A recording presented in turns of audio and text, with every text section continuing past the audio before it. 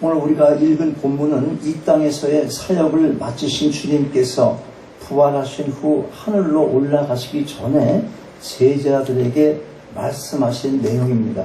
주님께서 3년 반의 공생 기간 동안 하신 일이 무엇이었어요?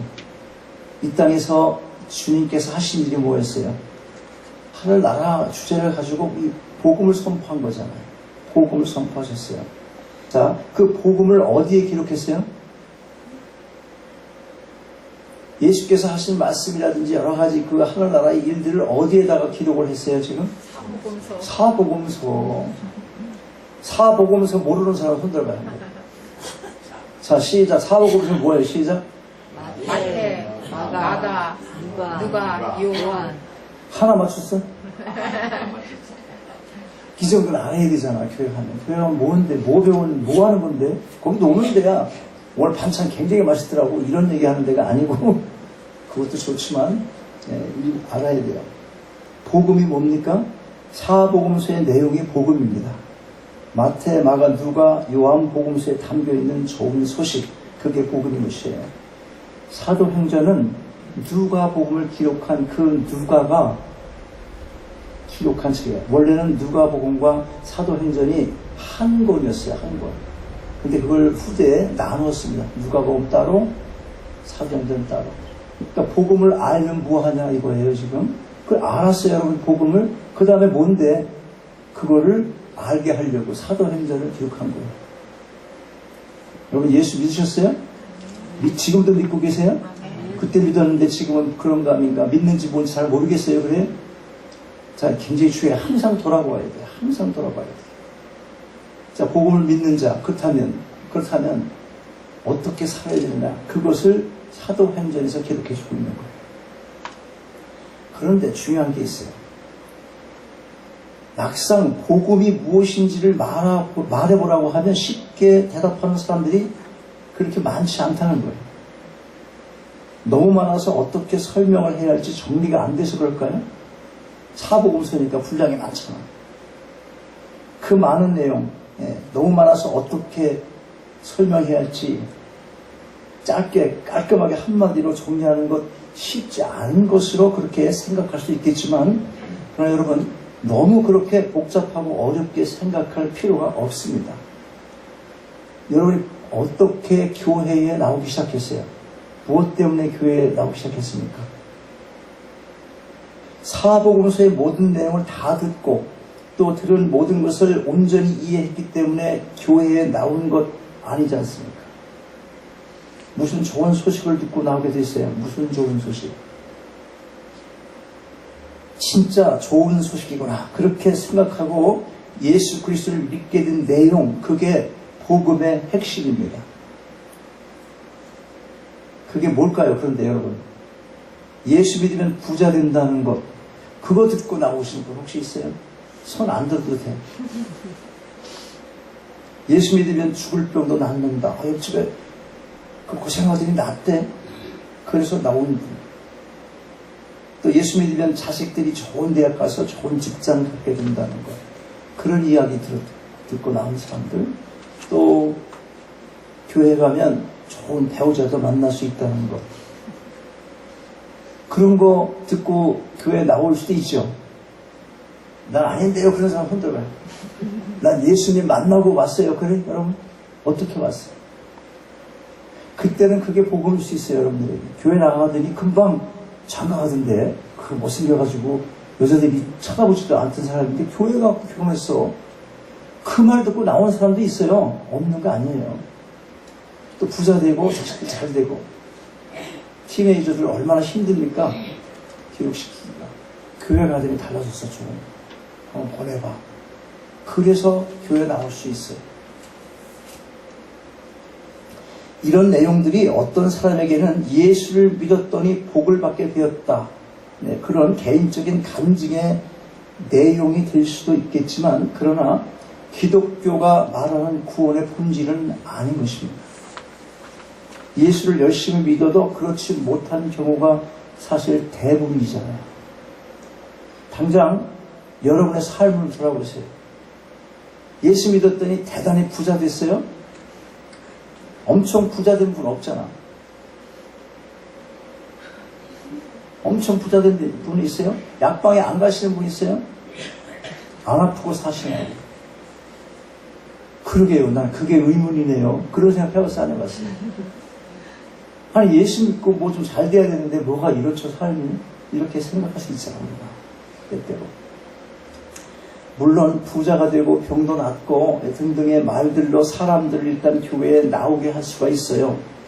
전하는 사람이나 듣는 사람 서로가 복음을 오해한 경우도 있을 것이고 또 나름대로 전도 차원에서 그런 말로 세상 사람들에게 다가가서 교회에 나오기를 권유했을지도 모릅니다. 그러나 그런 것들이 이 세상의 가치를 가지고 다가간 그런 모습들, 그건 성경이 가르쳐주고 있는 복음의 핵심을 벗어난 거다 이 말이죠. 그건 전도하는 방법도 사실 아닌 거거든요. 자, 그렇다면 예수께서 전하신 복음의 핵심 한마디로 뭐겠습니까? 이게 굉장히 중요합니다. 회개하고 예수 믿으면 제사함 받고 영생을 얻게 된다는 거예요. 그러니까 복음의 첫 번째가 뭐겠어요? 회개하라거든요. 근데 듣기 싫어요, 이거. 회개하라 그러면 듣기 좋은 사람이 있어요. 지금 믿는 사람조차도 회개하라 그러면 듣기 좋아요. 이미 회개했는데요, 그리고. 또 좀 아까 제줬잖아. 그거 하라고. 우리 회개 계속 해야 되잖아. 단 한 번의 회개가 있어요. 인생 내 마음대로 내 좋은 대로 살아가다가 방향을 바꾸는 것 단 한 번의 회개가 있다는 것. 그 회심이죠, 회심. 중생할 때 방향을 바꾸는 것. 그런데 우리가 사실 하나님 믿는다고 고백한 이후에 우리의 삶을 돌아보라고. 늘 죄를 가까이 하고 내 생각대로 살고 있는 것이 얼마나 많나는 말이에요. 하나님 말씀대로 따라 살겠습니다. 그렇게 다짐을 하고 믿기 시작하고 세례를 받았어도 그렇지가 못하거든요. 그러니까 회개하라는 거거든요. 회개하고 고치고 또 회개하면 되잖아요. 뭐 그렇게 살으라는 게 아니라 그렇게 회개한 건 하지 말아야지 이제. 그렇게 살면서 점점 더 어떻게 하나님께서 원하시는 우리의 모습을 바꿔 나가는 것, 그것이 성화의 과정인 것이에요. 우리 이 땅에서 그 과정을 살아가는 겁니다. 얼마나 힘들어요? 자꾸 깎아내려야 되잖아. 내 이성과 내 지성과 내 감정과 세상적인 모든 가치관으로 이렇게 이 전체적인 생각들이 구조가 잡혀있는 그 프레임을 벗어나야 되니까 계속 깎여 나가야 돼. 아파요, 안 아파요? 아파요. 그러니까 희생이 필요하고 그래서 좁은 길이고 좁은 문인 거거든요. 세상 사람들과 똑같으면 뭐 하려고 교회 나오겠어. 어쨌든 복음의 핵심을 벗어난 걸로 사람을 끌어모아서 일단 교회에 왔다 쳐요. 그리고 그 다음에 거기 복음에 들어가지 않으면 그게 뭐가 되겠어요. 만약 그래서 왔다 하더라도 그러면 그냥 사회단체입니다. 사회단체. 자, 회개가 그렇게 중요한 거예요. 예수께서 전하신 복음의 핵심, 회개하고 예수 믿으면 제사함 받고 영생을 얻게 된다는 그것이에요. 자, 생각해 보십시오. 정상적인 사람 중에 죽음을 좋아할 사람이 어디 있겠습니까?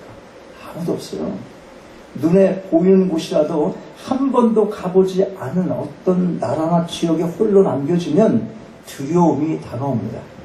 요즘에는 우리가 그 지리를 알려주는 그 GPS 아니어도 요새 그 셀룰라폰에 다 있잖아요. 그 좀 두려움이 덜하지만 그거 키고 가면 되니까.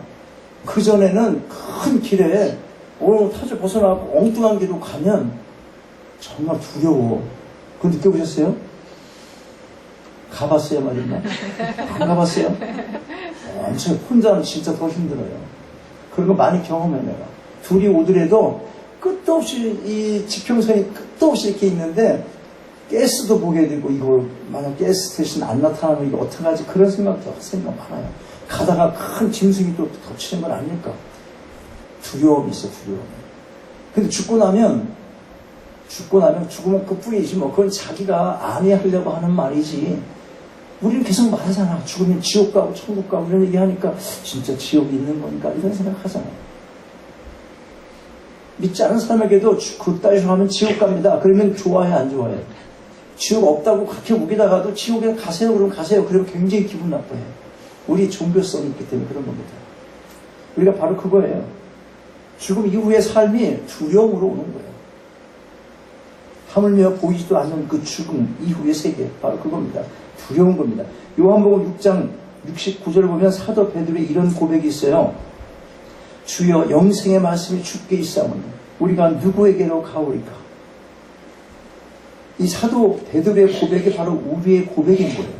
주께 뭐가 있다고 그래서 주께 영생의 말씀이 주께 있는데 내가 어디로 가냐 그 말이에요. 지금 받아들이면 누구 따라오겠어요? 예수님 따라올 거 아니에요, 여러분. 올바른 정신을 갖고 있다면. 그래서 우리가 오늘 예배의 자로 나온 거예요. 왜? 주께 영생의 말씀이 있기 때문에. 이 시간 우리는 주님께서 죽으시고 부활하시고 승천하시기 전에 사도들에게 분부하신 이 세 가지 말씀을 이 시대에 우리의 입장에서 다시 듣고자 하는 겁니다. 첫째로 예루살렘을 떠나지 말라고 말씀하세요. 4절 말씀 같이 큰 소리 읽겠어요. 4절 시작. 사도와 같이 모이사 저에게 분부하여 가라사대 예루살렘을 떠나지 말고 내게 들은 바 아버지의 약속하신 것을 기다리라. 그 당시 주님의 제자들이 생활하는 중심 지역은 갈릴리였습니다. 그런데 그리로 가지 말고 예루살렘에 머무르라고 하셨어요. 예루살렘이 어떤 곳입니까? 무슨 이유로 주께서 제자들에게 그곳에 머무르라고 하셨겠습니까? 예루살렘은 구속사적인 측면에서 볼 때 큰 의미를 가지고 있어요. 거기가 어떤 곳인가 하면 구약시대는 아브라함이 이삭을 하나님께 번제로 바친 장소예요. 거기가. 그 다음에 솔로몬이 성전을 건축한 곳이 예루살렘이라는 거예요. 신약시대는 어떻습니까? 예수께서 십자가의 순환을 당하시고 부활하심으로 인류를 위해 구원 사역을 이루시는 곳이에요. 어디가? 예루살렘이. 거기 뭐가 있는 거예요 지금? 성전도 있고 성이 있다는 얘기죠. 자, 이러한 예루살렘은 장차 성도들의 영원한 처수가 될 새로운 예루살렘의 모형인 것이에요. 그런데 제자들에게 이 예루살렘을 떠나지 말라고 하신 이유가 단순히 이러한 인류를 구원하시는 구속사적인 측면에서의 중요한 장소였기 때문만은 아닌 것입니다. 어떤 중요한 이유가 있었을까요? 우선 제자들의 신앙이 식어질 수 있음을 아신 겁니다. 무슨 얘기인가 하면 여기 모인 제자들은 예루살렘이 그들의 삶의 중심지가 아니기 때문에 예수께서 승천하시고 나면 이곳에 계속 머물러야 될 특별한 이유가 없다면 다 어떻게 돼? 각자의 삶의 터전으로 뿔뿔이 흩어질 것이 뻔하다는 겁니다. 당연히 신앙적 열정도 식어지게 되어 있는 거죠. 여러분 교회 모이자 앞에 다 흩어져 가요. 여러분 어떻게 될 것 같아요? 그렇지. 여러분들이 스스로 증명하지 않아요? 많은 사람들이 이미 이 말씀을 알고 믿음도 있으니까 그럴 리가 있겠습니까? 충분히 제가 믿음을 지키겠습니다. 그렇게 생각할 거예요. 그런데 2, 3주 교회에 안 나오면 금방 표신한다니까. 금방 표신해요. 세상을 지배하는 게 사탄인데 이 사탄이 가만 놔두지 않아요. 무슨 수단과 방법을 동원해서라도 유혹을 하는 겁니다. 자신도 모르게 끌려 들어가고 마는 거예요. 얼마나 세상 좋습니까? 복음 딱 끝나봐. 밖에 나가봐. 좋은 거예요. 먹고 살 집이 있고 그러면 일단 좋은 거거든. 밖에 보면. 그냥 그거 더 좋은 거 누리려고 거기에 빠지게 되지. 갈보리 십자가 생각 안 하게 된다는 거예요. 그 당시 제자들도 마찬가지죠. 별난 사람들이 아니에요. 우리와 똑같은 사람들이었어요. 그러므로 그들의 신앙의 열정을 잃어버리지 않도록 하나의 단결된 공동체를 만드시고 그 공동체를 통해서 하나님의 일을 계속해서 이루어 가시고자 한 거예요. 그 공동체가 바로 교회인 것입니다. 여러분 만일 그 당시 제자들이 다 흩어졌다면 어떻게 됐겠어요? 어떻게? 교회가 세워질 수가 없었을 것입니다. 예루살렘에 모이라고 하는데 모이지 않고 그랬습니다. 지금도 마찬가지예요. 우리가 여기에 모이지 않는 교회가 아니에요. 건물은 그냥 건물인 겁니다. 그러나 건물이 없어도 믿는 자들이 어디서든지 예수 그리스도의 이름으로 모이면 그것이 교회가 되는 겁니다. 그 자체가 교회예요. 그러면 다음 주 우리 식구끼리 모이지 뭐 안 나오고. 그 얘기 하는 거 아니에요 지금? 그건 다른 얘기입니다. 오늘 주님께서 제자들에게 예루살렘을 떠나지 말라고 하신 말씀을 이런 측면에서 이해를 해야 되는 겁니다. 다시 말해서 모여 있는 곳이 예루살렘이기 때문에 지금 현재 모여 있잖아요. 그곳을 떠나지 말라고 말씀하시는 거예요. 다시 말해서 이 모여진 것을 흩트지 말라 그 말이죠. 지금 우리에게도 해당이 되는 겁니다. 교회를 세워가라는 주님의 명령인 것이에요. 교회는 믿는 자들의 모임입니다. 여러분 모두가 모이기에 힘쓰시기 바랍니다.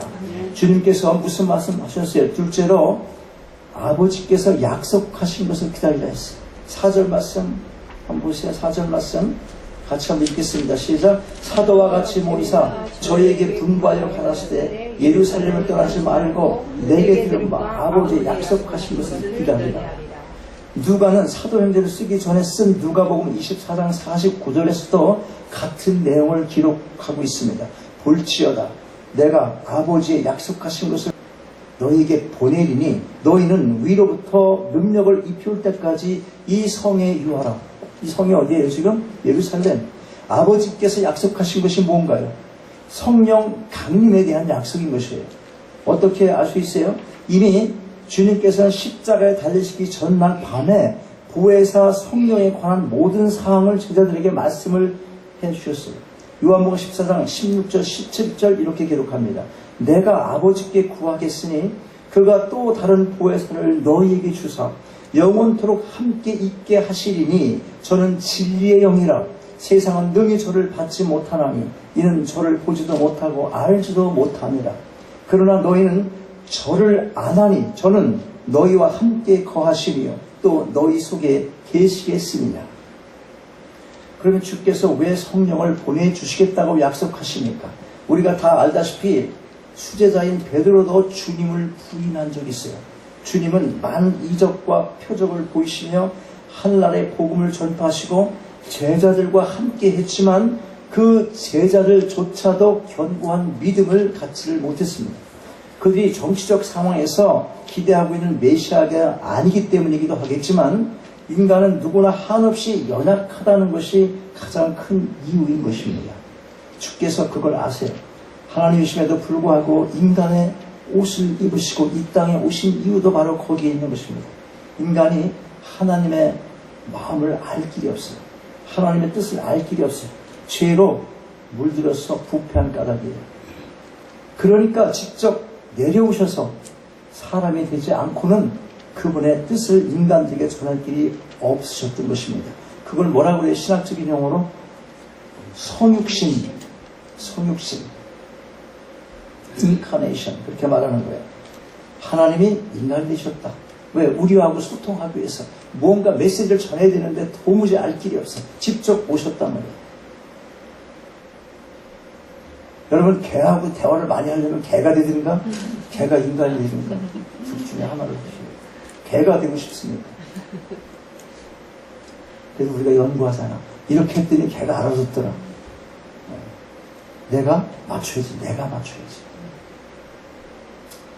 자, 하나님이 비천한 인간이 되신 이 성육신의 사건, 그리고 인류의 죄값을 대신 치기 위하여 십자가에 달려 죽으신 그분의 이 구속 사건은 기독교의 핵심이 되는 것입니다. 그런데 이제 이 지상 사역을 마치신 주님께서 승천하실 때가 됐어요. 주님이 옆에 계셔도 믿음이 흔들리잖아요. 그런데 아무 대책 없이 하늘로 올라가 버리시면 어떻게 되겠습니까? 그래서 보혜사 성령을 보내주시겠다고 약속을 해주신 것입니다. 신약 이후 성령께서는 선택된 사람들이 예수 그리스도를 믿도록 역사하실 뿐만 아니라 성령이 하신 일이 예수께서 이루어 놓으신 구속 사역을 우리 인간에게 적용시키는 일을 누가 하세요? 성령께서 하시는 거예요. 그것뿐만 아니라 성도 한 사람 한 사람마다 그 속에 내주를 해주시는 거예요. 이 속에. 오늘 본문 5절에서 주님께서 말씀하시는 성령 세례가 바로 그것입니다. 여러분이 진실로 믿음을 고백하셨다면 다 성령 세례를 이미 받으신 거예요. 여러분 힘든 인생길 누군가가 같이 동행을 해주기만 해도 우리가 큰 힘을 얻습니다. 그런데 성령 하나님께서 내 속에 거하신다는 것 단순히 동행을 하는 차원이 아니에요. 특별히 이 말씀 안에서 우리를 도우시는 것이에요. 내 속에 거하시며 필요한 모든 것을 가르치시고 또한 주님께서 말씀하신 모든 것을 생각나게 해주시는 거예요. 요한복음 14장 26절에서 주님이 그걸 말씀해 주세요. 보혜사 곧 아버지께서 내 이름으로 보내실 성령, 그가 너희에게 모든 것을 가르치시고 내가 너희에게 명한 모든 것을 생각나게 하시리라. 누가 하시는 거야? 보혜사 성령께서. 어디에서? 여러분 속에서. 말씀의 능력이잖아요. 그 말씀을 생각나게 해주시는 거예요. 그러니 뭐가 문제예요? 우리가 성령께서 우리를 도우시고 말씀으로 도우시고 또 권능으로 도우시고 도우신 힘이 우리 속에 있는데 여러분 우리의 삶이 어때야 하는 거예요? 그러면 왜 성령께서 우리 속에 내주하셔서 이렇게 도우시는 가장 큰 목적이 무엇이겠냐 하는 겁니다. 이게 중요합니다. 오늘 설교는 이거예요. 지금 중요한 포인트. 첫째, 땅끝까지 내 증인이라고 하시는 겁니다. 오직 8절 보니까 오직 성령이 너에게 임하시면 같이 읽어요. 너희가 권능을 받고 예루살렘과 온 유대와 사마리아와 땅끝까지 이르러 내 증인이 되라 하십니다. 위에서 잠깐 언급한 것처럼 제자들이 기대하고 있는 것은 정치적인 것이었어요. 곧 로마로부터의 독립이었어요. 그래서 이들의 관심은 언제 이스라엘 나라가 회복될 것인가? 그래 묻잖아. 그래서 주님께 물은 거야. 6절 후반 보면 주께서 이스라엘 나라를 회복하시면 이때니까 자기네 나라 로마의 압제로부터 정치에 속박받고 있잖아 지금. 그러니까 거기로부터 언제 벗어날 것인가? 그 이때 독립하는 거예요. 그 보혜사 성령이 오시면 그때 우리가 독립이 됩니까? 이거 묻고 있는 거예요. 그러면 아시잖아요. 나를 좌의정에 앉히든지 나를 우의정에 앉히든지 뭐 이런 거 있잖아요. 그런 생각 가득했대 이 제자들. 그걸 물었어요. 그런데 주님의 뜻은 그것과는 영 다른 말씀을 하잖아요. 뭐라고 그러세요? 그건 너희가 알아야 할 일 아니고 너희가 할 일은 따로 있다. 그렇게 말씀하는 거예요. 그게 뭐예요? 그게 내 증인이 되라. 증인이 되라는 거예요. 증인이. 부자가 되라는 거 아니니까. 증인이 되라. 속으로 따라해봐요. 시작. 증인이 되라. 말도 되게 안 들어. 속으로 따라해보니까 다 입으로 말하잖아. 아, 증인이 되라는 거야. 성령을 주신 이유, 증인이 되라. 복음을 전하신 이유, 결국 마찬가지예요. 그러니까 너 힘으로 안 되니까 내가 성령 보혜사 힘, 권능 가진 그 성령을 부어주겠다. 그 다음에 해. 그게 증인. 여러분의 삶, 바꿔 살면 안 돼. 세상이 주가 아니고 우리의 삶은 증인되는 삶이 우리의 기본적인 이 땅의 삶의 태도예요. 그게 목적이고 세상에서 일하고 있는 것은 그것을 위해서 하는 거예요. 그게 엑스트라야, 그게 지금. 근데 방향이 다 바꿨잖아요. 인생의 목적을 바꾸고 살잖아, 많은 사람들이. 자, 그런데 이 말씀은 우리가 생각하고 있는 명령형, 즉, 내 증인이 되라고 하지를 않고, 내 증인이 뭐라고 그러는 걸 보니까, 되리라, 이렇게 말씀하세요. 목사님, 언제 되라고 그랬어요? 되리라 그랬지. 맞아. 되리라 그랬어, 되리라. 이건 더 무서운 얘기잖아. 무슨 뜻입니까? 반드시 해야 할 일인데, 그걸 제자들에게 하라고만 하면, 지금처럼 이렇게 하라고만 하면, 이제까지 내가 너희들을 지켜보건대 어린 반푼할 수도 없는 얘기다. 제대로 할 것 같지가 않은 거예요. 아무리 봐도.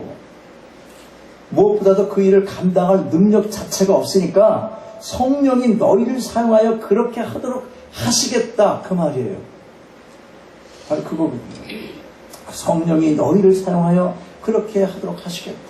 반드시 해야 할 일을 하시겠다. 강력한 의지를 나타내고 계신 것입니다.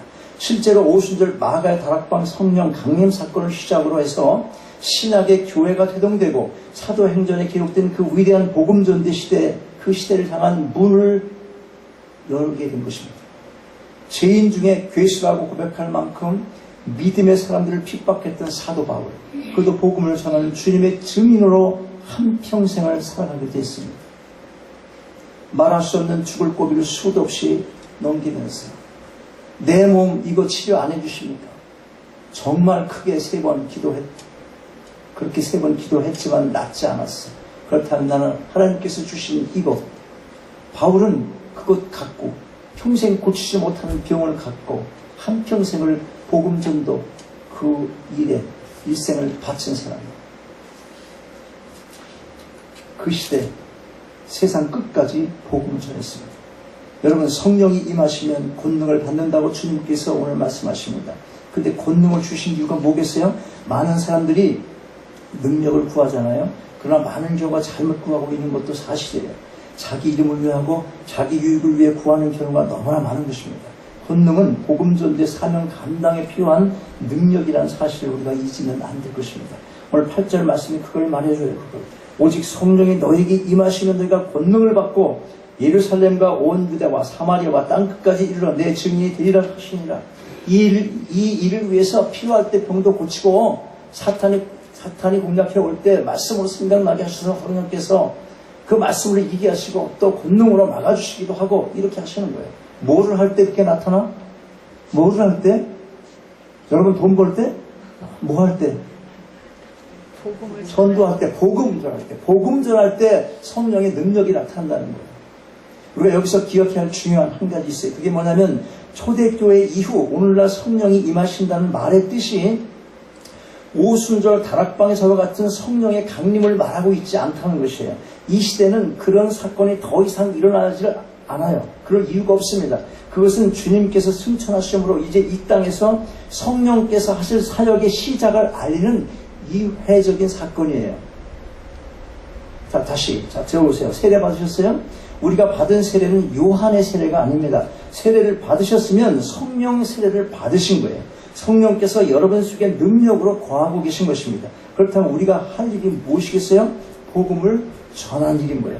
가정과 가까운 이웃은 물론이고 이 시대의 땅끝까지 복음을 전해야 할 사명이 우리에게 주어져 있는 것입니다.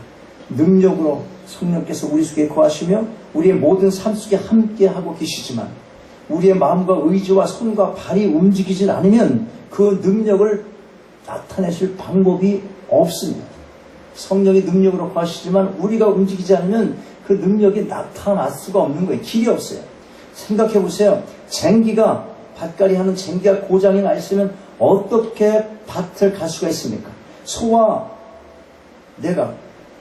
그 일꾼이 소의 힘과 소를 부리는 쟁기 잡은 사람이 아무리 힘이 세고 일을 잘해도 소용이 없잖아. 뭐가 고장나 있으면, 쟁기가 고장나 있으면 마찬가지. 우리가 움직여야 그분께서 능력을 나타내 보실 수가 있는 것입니다.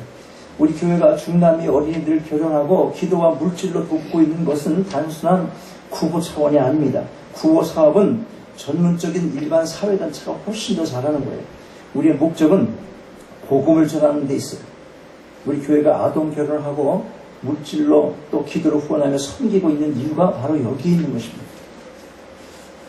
자, 여러분, 오늘 우리가 주님께서 승천하시기 전 제자들에게 분부하신 말씀에 대해 살펴봤습니다. 이 말씀은 당시 제자들에게만 해당되는 내용이 아니에요. 이 시대의 모든 교회가 받아들이고 성령의 권능을 힘입어 세계 복음화를 위한 선교적 부르심에 열정을 가져야 할 것입니다. 교회의 모임에 더욱 힘쓰시고 우리 안에 거하시는 성령의 권능의 역사하심에 따라 땅끝까지 복음 전도의 사명을 충성토록 감당하는 여러분 모두가 되시기를 주님의 이름으로 축원합니다. 아멘.